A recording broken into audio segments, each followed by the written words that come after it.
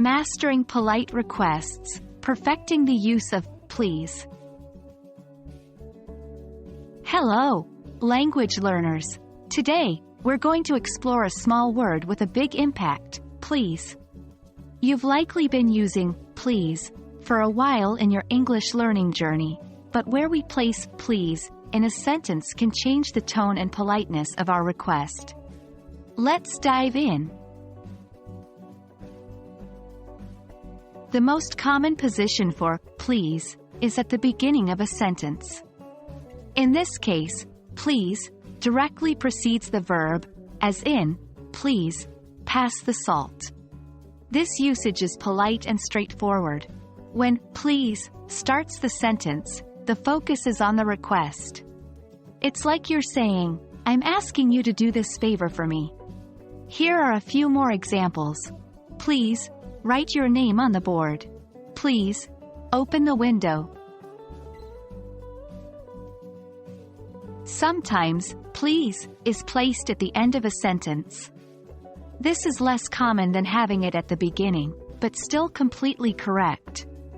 For instance, pass the salt, please. In this position, please softens the request. It's like you're saying, if it's not too much trouble. Here are a few more examples. Write your name on the board, please. Open the window, please. In some cases, please can also be placed in the middle of a sentence.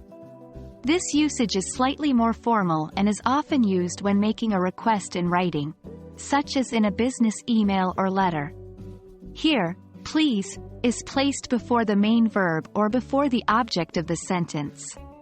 For example, could you please pass the salt?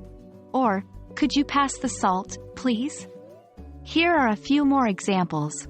Could you please write your name on the board? Could you open the window, please? Remember, where you place please can subtly change the tone of your request. Placing it at the beginning is polite and straightforward, at the end is soft and casual, and in the middle is formal and gentle. And there you have it. The power of please and its position in a sentence. Remember, the key to learning a language is practice. So, try these different placements out in your daily English conversations. You'll be making polite and effective requests in no time. Until next time, keep learning and keep practicing.